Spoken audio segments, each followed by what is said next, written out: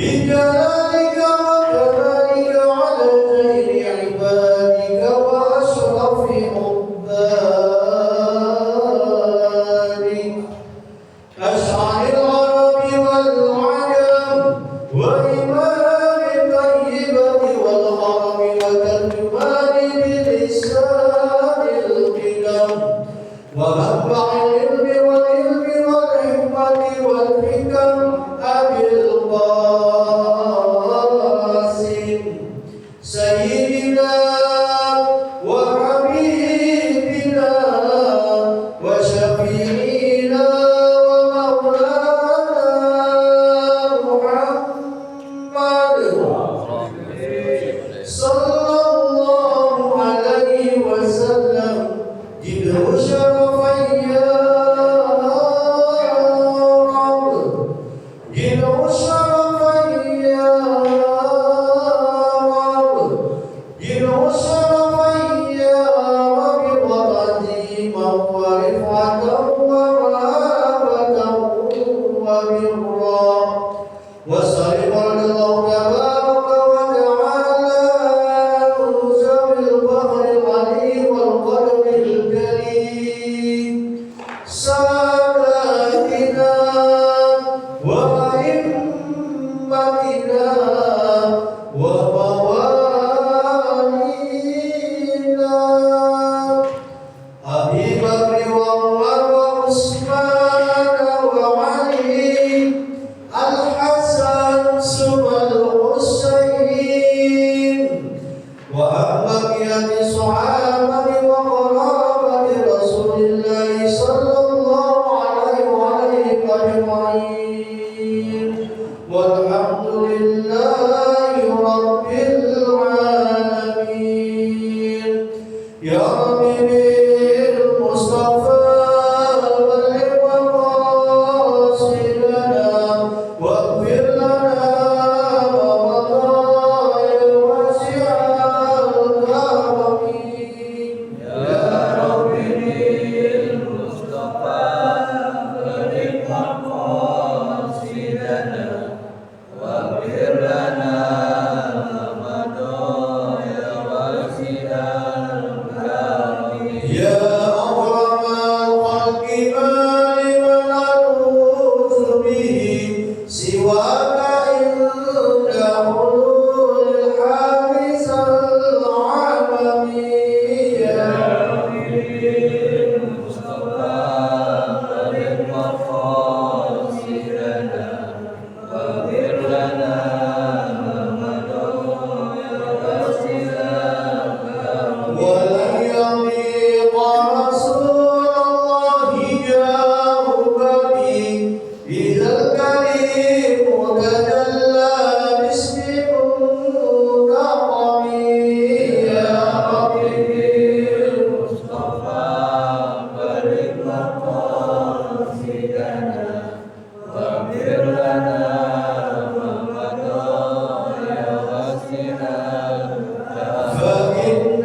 من جودك الدنيا وضرتها ومن علومك علم اللوح والقلم يا رب بالمصطفى بلغ مقاصدنا واغفر لنا ما مضى يا واسع الكرم يا نفس لا تقنطي من زلة عظمت إن الكبائر في الغفران كالأمم يا رب بالمصطفى بلغ مقاصدنا واغفر لنا ما مضى يا واسع الكرم اللهم صل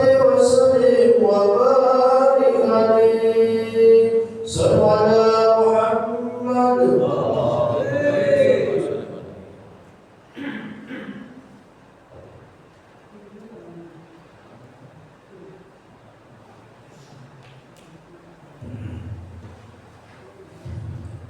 Bismillahirrahmanirrahim. Assalamualaikum warahmatullahi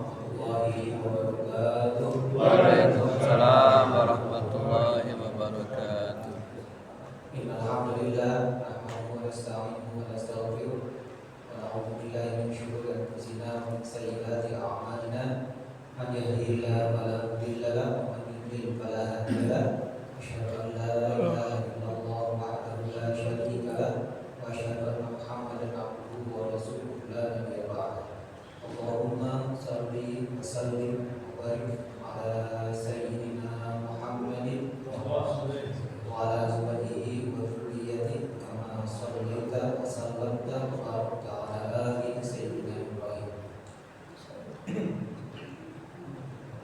قالوا سبحانك لا علم لنا إلا ما علمتنا إنك أنت العليم الحكيم قال رب اشرح لي صدري ويسر لي أمري واحلل عقدة من لساني يفقهوا قولي. Yang saya hormati Ketua RW 06 Bapak Subandi Ilyas, yang saya hormati Bapak Ketua RT 02 Pak Ahmad Bayu, yang saya hormati Bapak-Bapak Pengurus Masjidil Rahman, yang saya muliakan Bapak-Bapak Jemaah Masjidil Rahman, yang saya hormati ibu saya Bapak Ustaz David Amiri. Bapak yang dirahmati oleh Allah Subhanahu wa taala, kita akan mengkaji kitab Bulughul Maram, hadis yang kedua dari bab sholat Jumat, atau hadis yang ke-44 446 halaman 104. Bismillahirrahmanirrahim. Wa an Salamah bin Al-Aqwa radhiyallahu anhu qala kunna nusalli ma'a Rasulillah sallallahu alaihi wasallam yaumal jumu'ati thumma nansarif wa laysa bil hitani dhillun yustadallu bihi muttafaqun alaihi wa lafzu lil Bukhari wa fi lafzi Muslimin kunna nujammi'u ma'ahu idza zalati syams thumma narji'u natatabba'u al-fai'a. Dari Salamah bin Al-Aqwa radhiyallahu anhu berkata, kami pernah melaksanakan salat Jumat bersama Rasulullah SAW. Kemudian kami bubar pada saat tembok-tembok tidak memiliki bayangan untuk berteduh. Hadis muttafaqun alaih dan lafaznya milik riwayat Bukhari. Dalam lafaz riwayat Muslim disebutkan kami melaksanakan salat Jumat bersama Rasulullah SAW ketika matahari tergelincir, kemudian kami pulang sambil mencari tempat berteduh. Hadis dari Salamah bin Al-Aqwa ini maksudnya menginformasikan kepada kita bahwa mulainya sholat Jumat itu sama dengan masuknya waktu zuhur. Mulainya sholat Jumat itu sama dengan masuknya waktu zuhur.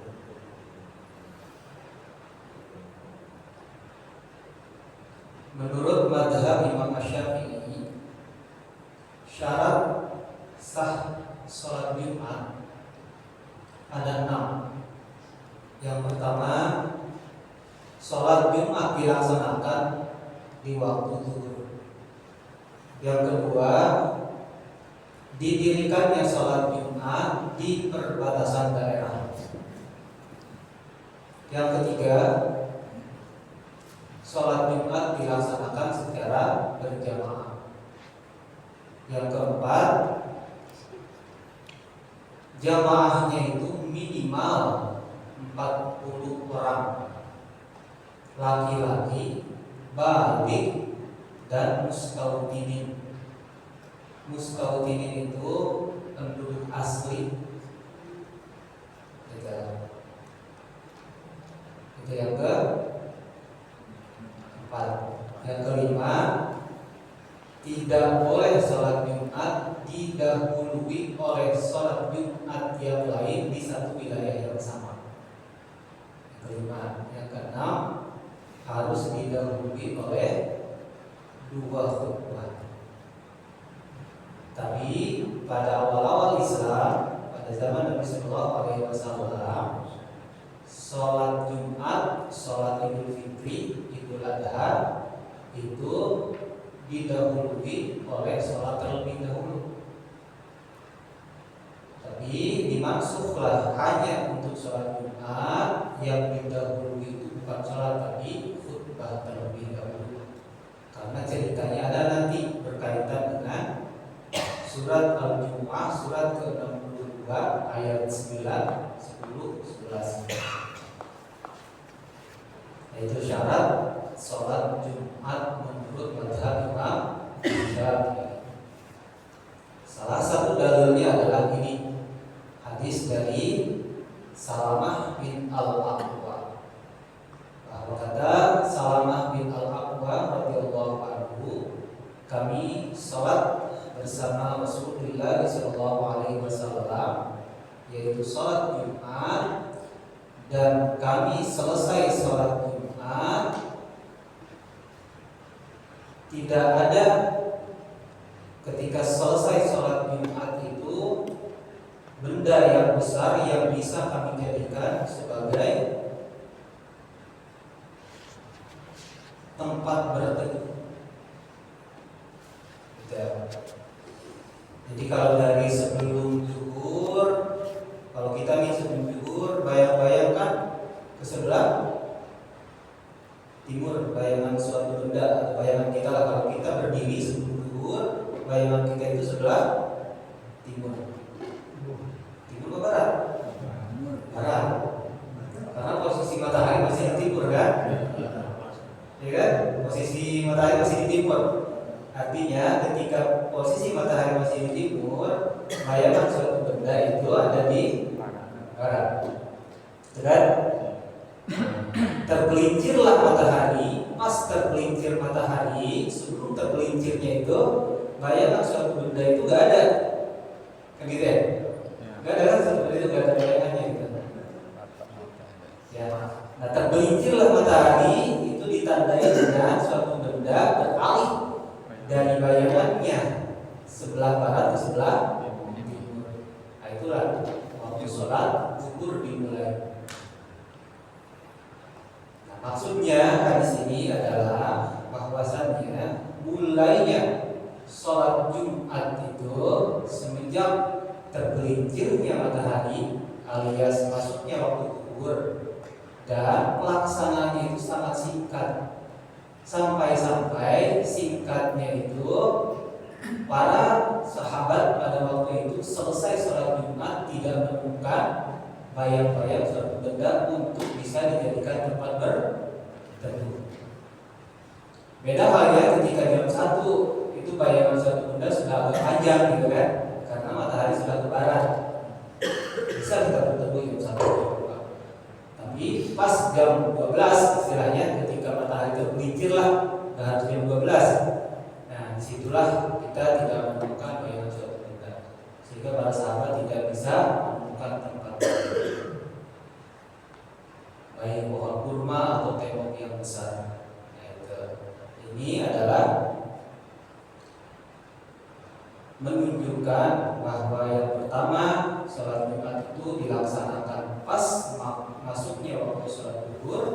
Yang kedua, sholat Jumat itu singkat, dilakukan singkat. Nanti hadis di depannya ada. Hadis di depan ada. Orang yang berakal itu adalah dia yang khutbahnya sebentar, tapi sholatnya lama. Nanti ada di depan hadis.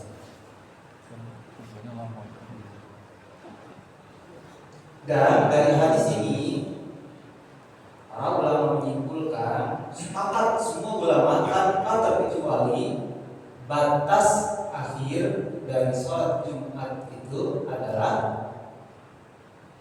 batas akhir. Batas akhirnya adalah ketika selesainya waktu sholat zuhur ditandai dengan masuknya sholat asar. Kalau begitu berarti sholat Jumat bolehkah dilakukan pas jam 2, misalkan gugur katakanlah jam 12. Bolehkah sholat Jumat start mulai itu jam 2? Boleh tidak kira-kira? Boleh. Asal belum masuk waktu asar. Andai 2:30 boleh? Boleh. Sholat Jumat dilakukan 2:30. Tapi dari hadis ini dimulainya jangan sampai sebelum matahari tergelincir. Ya, jam 1 boleh, jam 2 boleh, asalkan sebelum asar. Batas akhirnya itu adalah pas masuknya waktu asar. Andai kan 15 menit sebelum asar boleh dilakukan sholat Jumat. Apabila darurat kita dalam keadaan perang atau dalam keadaan musibah besar. Nah, Bapak Ibu yang dimuliakan oleh Allah Subhanahu wa taala, perlu juga kita ketahui bahwasannya azan itu harus dikumandangkan oleh muadzin pas masuknya waktu sholat. Zuhur jam berapa di sini? 12 pas 11:57. Jangan kurang dari 11:57. Asar begitu juga sesuai dengan waktunya. Azan juga. Maghrib, isya, subuh. Nah, kecuali di luar waktu. Jadi zuhur di hari biasa, asar, maghrib, isya itu harus azan itu pas waktunya. Tapi ada 2 waktu azan yang boleh kita start duluan, tidak di waktunya. Boleh. Waktu apa saja itu? Waktu zuhur di hari Jumat dan setiap subuh. Artinya sebelum masuknya waktu subuh, 30 menit sebelum subuh boleh itu azan. Meskipun belum masuk waktu sholat subuh. Setiap subuh, tidak hanya di hari Jumat. Nah, tapi untuk zuhur di hari Jumat boleh mengumandangkan azan sebelum masuknya waktu zuhur. Memang di zaman Nabi tidak ada seperti itu. Di zaman Nabi yang biasa diketahui itu masyhurnya adalah azan sebelum subuh, 30 menit sebelum subuh. Makanya pernah ada hadis yang mengatakan bahwa Nabi dan para sahabat masih makan ketika Bilal bin Abi Rabah masih azan. Nah, itu azan awal. Bilal azan awal 30 menit sebelum masuk waktu subuh. Nah, barulah Abdullah bin Umi Maktum azan di pas waktu subuh. Makanya kalau nanti ketemu di hadis bahwa Nabi dan para sahabat masih makan ketika azan, bukan pas subuhnya, tapi azan awal ketika Bilal bin Abi Rabah mengumandangkan azan. Apa fungsinya azan awal di sholat subuh? Untuk membangunkan orang-orang.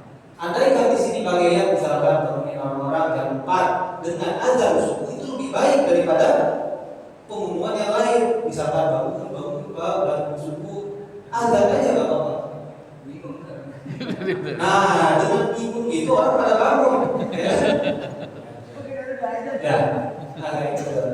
Boleh azan jam 4, cobain azan di sini. Gak apa-apa ribut juga. Oh, azan belum waktunya, gak apa-apa. Berani gak? Berani ya? Jam 4 bangunin orang azan. Ini kata beda. Berani? Ya gak salah saya ngaji gitu. Ya, justru sunnahnya itu seperti itu. As-salatu khairum minan naum itu dikumandangkan adalah di pas azan pertama. Pernah dengar as-salatu minan naum gak boleh kita kumandangkan? Yaitu gak boleh dikumandangkan ketika azan kedua, pas waktu sholat, pas masuknya waktu subuh. Tapi as-salatu khairum minan naum, tasbih namanya itu dikumandangkan pas azan pertama. Bangunin orang. Nah itu. Nah sekarang azan yang boleh dikumandangkan sebelum waktunya adalah sebelum sholat Jumat. Boleh. Kenapa sekarang setiap masjid NU itu azannya 2 kali. Asalnya azan yang pertama itu sebelum masuk waktu zuhur. Asalnya zuhur kan dari jam 11.57 untuk memanggil orang supaya dia cepat-cepat ke masjid di sholat Jumat, boleh dikumandangkan di 11.27 silakan azan. Nah, itu azan yang pertama. Boleh itu. Itu dilakukan oleh masa kekhalifahan Umar bin Khattab radhiyallahu anhu. Gitu. Pada zaman Nabi tidak ada memang, tapi itu adalah ijtihadnya Umar, sehingga dipakailah di kita. Tapi salah kalau di kita azan pertamanya justru ketika masuknya waktu zuhur. Gitu. Pertentangannya kita sekarang ketahuan kan? Azan pertama itu bukan pas masuk waktu zuhurnya, tapi sebelum waktu zuhur. Tetap azan yang kedua adalah ketika khatib naik mimbar, masuklah ke waktu zuhur, di situ azan yang aslinya istilahnya gitu ya. Jadi 2 kali azan ketika Jumat itu sebetulnya dulunya itu adalah azan yang pertama sebelum masuk waktu gitu. Baik, Bapak Ibu yang kita hormati Allah Subhanahu wa taala, sekarang pertanyaannya, tadi kan sholat Jumat boleh jam 2, boleh setengah 3. Sekarang pertanyaannya kembali, bolehkah sholat Jumat dilaksanakan jam 8 pagi?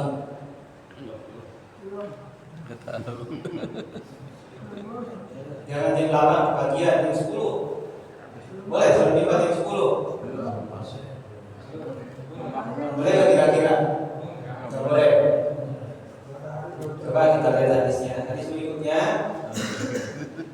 wa Sahal bin Sa'd radhiyallahu ta'ala qala ma kunna naqilu wa la nataghadda illa ba'da jumu'ati muttafaqun alaihi wa lahu Muslim wa fi riwayatin fi ahdi Rasulillah sallallahu alaihi wasallam. Dari Sahal bin Sa'ad, ia berkata, kami tidak pernah tidur siang dan makan siang kecuali setelah melaksanakan sholat Jumat. Hadis muttafaqun alaihi dan lafaznya milik riwayat Muslim. Dan riwayat lain disebutkan pada masa Rasulullah SAW. Hadis ini kalau dibaca begitu saja, tadi kan dengar ya terjemahannya. Kami tidak tidur siang dan tidak makan siang kecuali setelah Jumat. Maksudnya apa? Mohon maaf ini kalau nggak ngaji nggak paham. Maksudnya ini adalah sholat Jumat ketika zaman Nabi Shallallahu Alaihi Wasallam sering dilakukan sebelum masuknya waktu zuhur. Kalau kita baca tekstualnya saja nggak ketemu tuh paham seperti itu, ya kan? Kami pada zaman Nabi Shallallahu Alaihi Wasallam tidak tidur dan tidak makan siang kecuali setelah sholat Jumat. Udah gitu aja. Tapi pemahamannya di sini adalah dulu ketika zaman Nabi Shallallahu Alaihi Wasallam beliau sering juga melaksanakan sholat Jumat sebelum masuknya waktu zuhur. Ini dipakailah oleh Imam Ahmad dan murid-muridnya. Jadilah mazhab Hambali Hanabilah bahwasanya sholat Jumat itu boleh dilaksanakan sebelum masuknya waktu zuhur. Jadi bukan syarat sholat Jumat itu ketika waktu zuhur. Beda dengan pendapat Imam Syafi'i tadi. Gitu. Andai kan kita nanti ketemu di daerah lain yang melakukan sholat Jumat sebelum masuknya waktu zuhur, nah ini dalilnya. Itu dalilnya. Jadi hanya di mazhab Imam Ahmad bin Hanbal melaksanakan sholat Jumat, ada yang melaksanakan sholat Jumat sebelum waktu zuhur. Bahkan Imam Ahmad berpendapat boleh melakukan sholat Jumat di waktu kita melaksanakan sholat Idul Fitri atau Idul Adha. Jadi nanti nyambung, kenapa nanti kalau kita ketemu sholat Idul Fitri atau Idul Adha di hari Jumat boleh Nah, yang punya ke sana nanti. Meskipun pemahaman Imam Syafi'i beda lagi nanti, gitu ya. Itulah fikih. Beliau begitu sebetulnya. Tapi kalau kita mau memahami, kita akan mudah untuk toleransi. Udah. Fikih itu luas banget. Kita tidak bisa mengklaim bahwa saya yang paling benar. Tidak. Boleh saya benar dengan hadis yang saya pakai. Orang lain benar dengan dalil yang dia gunakan. Itu fikih. Baik, Bapak Ibu yang dirahmati Allah Subhanahu wa taala, jadi dari hadis ini kita ketahui Nabi Shallallahu alaihi wasallam pada zaman beliau sering juga melaksanakan sholat Jumat sebelum masuknya waktu zuhur. Ma'unna naqilu, tidak kami naqilu itu tidur siang atau bahasa kitanya qoilulah. Wala natawadda itu sarapan, tapi biasanya sarapan orang Arab itu jam 11, 12, bukan pagi-pagi. Mereka itu makan beratnya itu adalah ketika tengah hari. Nah, sunnah juga kita untuk melaksanakan tidur siang, kan? Tidur siang. Tapi tidurnya jangan kebablasan. Bentar aja, 30 menit maksimal 30 menit. Baik sebelum zuhur atau setelahnya. Orang bisa melakukan tidur sebentar itu kalau dia malamnya tahajud, Pak. Malam tahajud jam 3, jam 4 tidak tidur lagi sampai nanti ketemu siang. Boleh ke jam 11-nya kita qoilulah, tidur siang sebelum. Karena kalau kita jam 11 tidur kebablasan, bangun jam asar. Qoilulah itu sebentar, istirahat sebentar sambil berbaring, namanya qoilulah. Maksimal 30 menit. Nabi SAW pernah bersabda, "Tiru fa inna syaitana la taqiyu." Qoilulahlah kamu karena sesungguhnya setan tidak qoilulah. Tidur sianglah kamu karena setan itu tidak tidur siang. Berarti yang tidak tidur siang itu setan. Saya tidur siang. Tidur siang boleh. Atau setelah zuhur. Iya, lama ada. Baik, Bapak Ibu yang dirahmati Allah Subhanahu wa taala, itu batas awal masuknya waktu sholat Jumat dan batas akhir masuknya waktu sholat Jumat. Satu hadis lagi, wa an Jabir radhiyallahu taala anhu anna Nabiy sallallahu alaihi wasallam kana yakhutub qa'iman faja'a zimilun minasyam fanqatalan nas ilaiha hatta lam yabqa illasna asyara bulan. Rawahu Muslim. Dari Jabir radhiyallahu anhu disebutkan bahwa ketika Rasulullah SAW sedang menyampaikan khutbah dalam posisi berdiri, datanglah Rasulullah dagang dari negeri Syam. Lalu orang-orang jamaah Jumat pergi menemuinya sehingga jumlah mereka hanya tinggal 12 orang saja. Diriwayatkan oleh Muslim. Baik. Hadis ini banyak sekali pemahaman yang akan kita ketahui dari hadis ini. Banyak sekali. Sebahagian dari itu kita coba uraikan di sini. Kata Jabir bin Abdullah radhiyallahu anhu, sesungguhnya Nabi sallallahu alaihi wasallam ketika khutbah qa'iman sambil berdiri.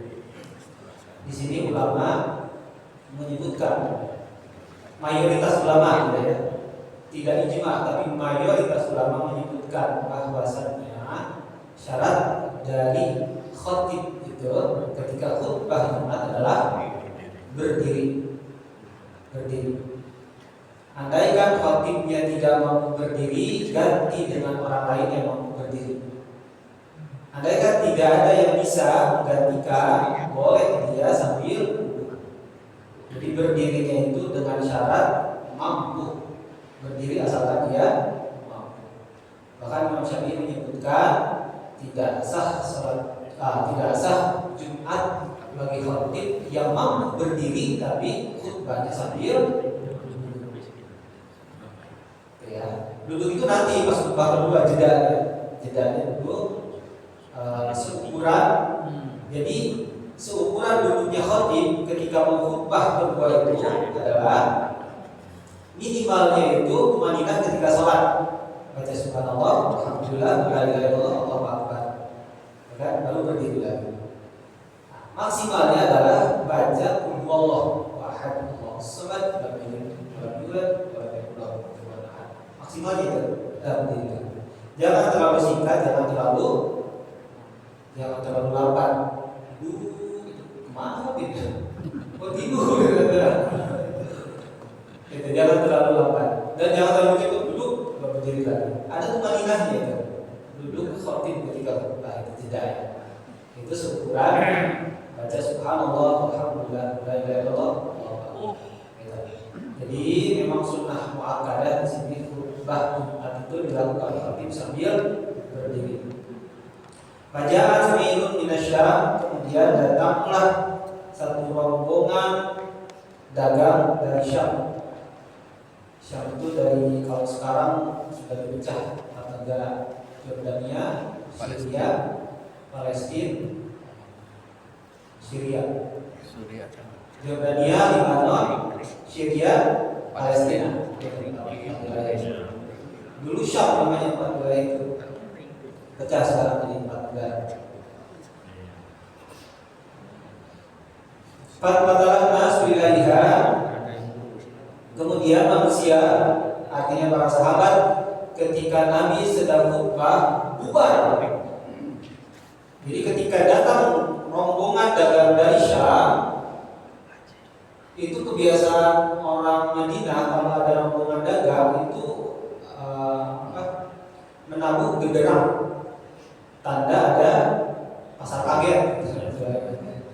Datang gitu kan, rombongan dari Syam itu yang dagang pakaian, makanan segala macam, ditabuhlah itu, kedengeran sama orang-orang yang ada di masjid, itu bubar semuanya orangnya. Orang sebanyak itu bubar, menyisakan 12 orang. Hatta lam yabqa illasna asyar rajulan, sehingga tidak tersisa kecuali 12 orang. Siapa yang 12 orang ini? Termasuk di dalamnya itu 10 orang yang sudah dijamin masuk surga, plus 2 orang lagi. Ada yang menyebutkan 2 orang ini satunya Nabi, satunya lagi saya lupa nama siapa. Entah itu Anas bin Malik atau siapa itu. Kamu 12 orang. Menyisakan 12 orang. Ada yang menyebutkan 12 orang ini jamaah saja, ada yang menyebutkan beserta nabinya.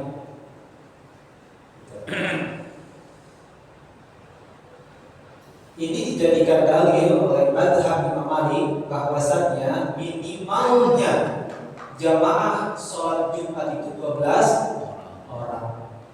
Tapi dibantah oleh beberapa ulama yang tidak sepakat dengan pendapatnya Imam Malik. 12 orang itu bukan awal mula melakukan sholat Jumat, bukan. Awalnya kan banyak, tapi itu yang tersisa di pertengahan. Jadi itu bukan menjadi syarat sebagai sahnya sholat Jumat harus 12 orang, bukan. Jadi tetap sholat Jumat itu syaratnya menurut mazhab Imam Syafi'i adalah 40 orang laki-laki balik yang mustahil ini.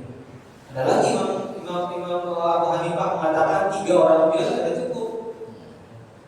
1 orang imam, 3 orang makmum. Itu nanti dalil-dalilnya dijelaskan di depan. Nah, yang perlu kita ketahui bahwa di sini andaikan kita ke suatu daerah yang pelaksanaannya sholat Jumat itu kurang dari 40 orang, kita itu kurang dari 40 orang. Jangan sampai kita tidak jumatan gara-gara tidak sah, nggak sampai 40 orang. Jangan seperti itu. Jadi kalau untuk pelaksanaan ibadah itu jangan terhalang dengan suatu pendapat. Jadi kita tidak melakukannya. Jadi kita lakukan ibadah itu kalau ada memang pendapat yang menguatkannya gitu. Kayak contohnya tadi, kalau di suatu daerah cuma ada 12 orang, kita mazhabnya Syafi'i harus 40 orang. Jadi gak gimana, gak gitu. Ikutlah yang 12 orang itu salat Jumat. Gitu ya, jangan jadi terhalang kita tidak melakukan salat Jumat. Nah itu sebetulnya panjang dari hadis ini harus kita jelaskan, yang artinya ini terkait dengan surat Al-Jumu'ah ayat 9, 10, 11. Jadi kalau kalian amanu idza nudiya lis-sholati min yaumil jumu'ah fas'au ila dzikrillah, nanti ke sana. Itu saja Bapak yang dirahmati oleh Allah Subhanahu wa taala yang bisa dijelaskan pada kesempatan malam hari ini.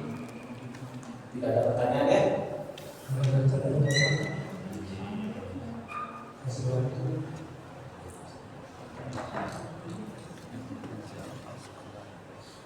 Kalau tidak ada, kita tutup. Terima kasih atas perhatiannya.